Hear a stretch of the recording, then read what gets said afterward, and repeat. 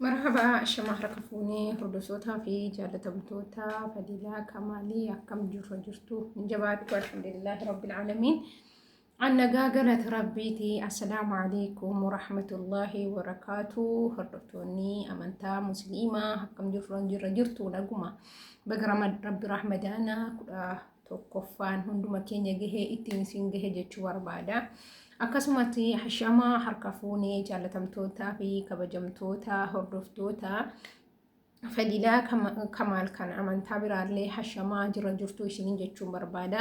Baga rabbii sa'aatii kanaan nu gahee ramadaana 11ffaan illee nu gahee isiniin jedha. Akkasumas ramadaanni maal fakkaata haalli soomuutii fi haalli dalagaa akkamitti isin qabatee jira. Alhamdulillahi rabbil alamin faaruun kan rabbii alamaatii tokkoffaarratti nu biraa galata rabbii bareedaadha. Ana biraa jechuu barbaade isin biraa isa akka bareeda ta'een abdiin qaba. Akkasumas hojiin akkamitti isin qabatee jira hundumtii hojiin akka walii galaatti jechuudha. Yaani wala fadiilaa wala abaluu hin qabu isin jechuu barbaada.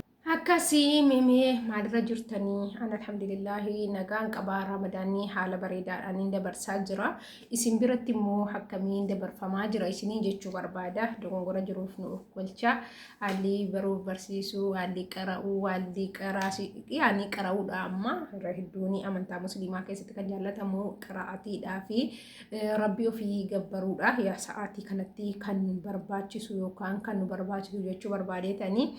Isin biraa immoo akkam isiniin jedha buleen keenya warra amantaa kiristaanaa kan soomaattan hojjetanii yaani amantaan hundinuu mataa qaba ibadaa isaa qaba waan ta'eef akkam jirtu jajjabaataatu isiniin jechuu barbaada. Please viidiyoo kana hanga dhumaa dhaggeeffachuun like, subscribe, share gochuudhaan na deeggaraa isiniin jechuu barbaada. Itti aansuudhaan immoo maalii dhufteettanii namoonni kuni amma ji'a ramadaanaa akka ta'e ummatoonni hundinuu akka addunyaatti beekamaadha. Ji'a jechuudha ilmoon musliimaa ilmoon kiristaanaa amantii biraatuyyuu amantii musliimaatti kabajaa qabudha. Wallaahi dhugaa dubbachuudhaaf nuti gaafa biyya jirru gaafa sooma mana barumsaa eenyu ijoolleen kiristaanaa kan ollaa keenya kan wajjiniin jiraannu injira akka beetasabaatti wajjiniin jiraata waan beektan hundumti keessan iyyuu naannoo keessa musliimni jira kiristaanni jira nuti wal keessa jechuudha Itoophiyaan yeroo sanatti hattaa jechuudha baay'ee amantaa walirraa kabajaa kan qabnu hedduu wal kabajna yeroo ayyaana dura buunee qodaa dadda ba'a kan itti nyaatanu yaani manatti qalamamtee gaafa kan jiraasi dura buusanii qodaa meeshaa nyaataallee waa'ee nu kabajuudhaaf amantaa keenya kabajuuf gaafa ayyaana jira meeshaa nuti gaafa mana jiraadha inni wajjin dabarsu nuti ijoollummaa keenyaa gaa wal keessa jirra miti wal bira deemna addanuu baasanii nusillee gaafa ayyaana keenyaa waan foon qalamuu yookaan itti ta'uudhaaf dura buunee wallaahi ollaa wajjiniin jira wajjiniin guddannee wal jaallannaa wal kabajnaa naannoo tokko waan ta'eef dura buunee qodaa jira cirfaa jira saanii siiniyaa waan hunda distii adda baafnaaf jechuudha. Maaliif nyaata biraa nutti qopheessuudhaaf jira waan akka nyaata keenya walitti makamee rabbiin illee walitti himne haddii kan darajaa kana jechuudha. Nuti wal kabajna jechuudha. Hanga immoo hamma miidiyaa kanarratti jechuudha uummanni amantaalee yaani amantaalee kabajaa dhabe amantaa ofiillee kabajaa dhabe masalan warra musliimaan baanaa warra musliimaa jechuudha. Maaliif hojjettanii amma tokko kaleessa mastiinii mucattii sabboontuu jedhamtu jettanii maqaasiyyuu nuuf iddee dhufte jechuudha. Eengaddaa yookaan kaleessaa jechuudha. Kaleessa galgala. Isii mucaan suni har'a amantaanis amantaa musliimaati. Amantaanis amantaa akka kiyyaati jechuudha. Garuu maqaadhaan malee siin amantaa kamittuu hin qabdu jechuudha.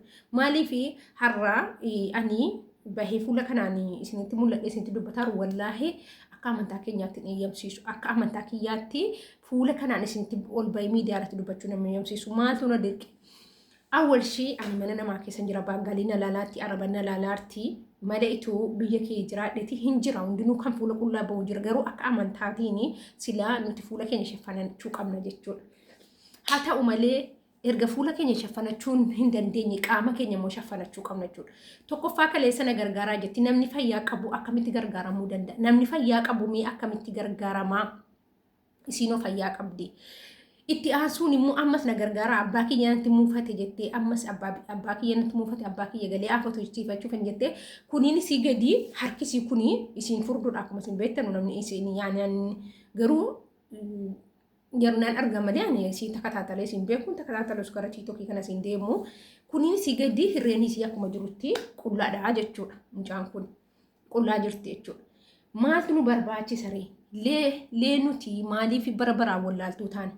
Maaliif wallaalaa taane bara baraan borimmoo nama fayyaa qabu tokko amantaan kamiyyuu gargaaraa kan jedhu hin jiru. Akka mataa kiyyaatti jechuudha. Akka amantaa kamittuu nama fayyaa hin qabne yookaan nama hojjetachuu ta'abbachuu hin dandeenye malee nama hudduu faraasilaa tokko baatee dhugaa dubbachuudhaaf yookaan nama cabsiti. Asii miidiyaa kanarraa gara gaggalaa oolu kan borrirmi nyaatu baadhate har'a abbaa kiyya galee haafatu jechisiifachuufanii na gargaaraa maal abbaan isii as teessee haafatu naa jedhaa yaa abbaa kiyya qajeeleeraa yoo sila nama haafatu jedhuuf ta'e yoo badiin isii sila yaani abbaa isii dhiyuu nama abbaan isii dhiisuuf ta'e abbaa kiyya naa haafatu naa jedhaa hanqajeeli lammuu kanatti hin deebi'u.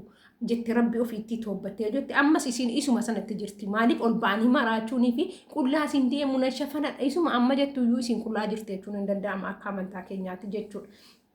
Kanaafuu nuti maaliif of hin barre amantaa kam keessa yoo ijaaran akka mastiinuu kaleessa jettee amantaan kamiyyuu wanti qullaa deemaa jiru hin jiru.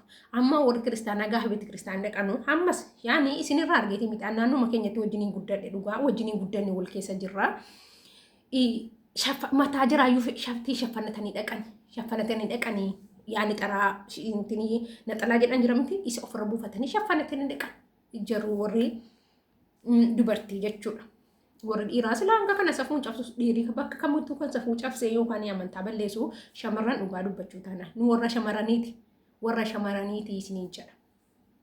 Kanaafiyyuu hadhammoo nama fayyaa qabu tokko kaanii gargaaru leesh ba'aa annam tokko gargaaru wallaahi nama fayyaa qabu abbaa fedhe yoo ta'e gargaaru maa abbaa fedhe haa obboleessa kiyyan ta'e wallaahi maa obboleessa kiyyan ta'e fedhii kee kootiin on barbaade birrii ergaan malee na fayyaa qabu taa'e an birriin qabu jennaan qasaman billa rabbi kiyyaaf soomaadhu kanatti hin gargaaruuni leeshan gargaara leesh ba'a maaliif kan maal ta'u kan gargaara fayyaa qaba galata rabbiin fayyaa guutuu harka guutuu kenneef.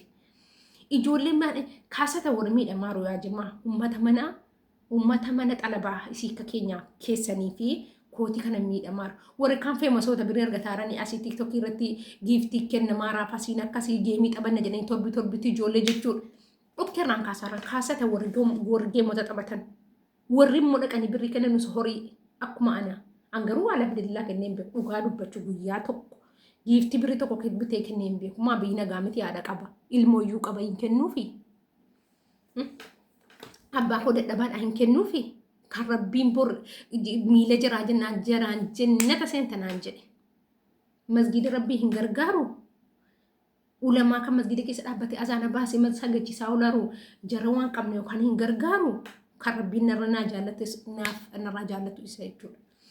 Kanaafuu warri jechuudha warri nuti na gargaaraa yaa ummata kiyya inni ol bee gargaarsisuu jedhus biyyee jiraa gargaaru inni ol bee gargaarsisuu jedha zasseem aandi nuunnessu aandi wallaahi tokko warra jechuudha misiin jara kana yookaan tiktokii qarraanii birrii ijoollee shamarranii sobanii afaan meeffatanii birrii daguugaa wala daguugaa sanyiisa jedhan jara tokkoffaa wal jaratu nu daguugaa.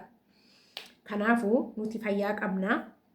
Amantaa qabna amantaan keenya waa hedduu amantaan hedduunuyyuu waa baay'ee irratti nu gorse waan ta'eef fayyummaa keenya irratti rabbii keenya galateeffata.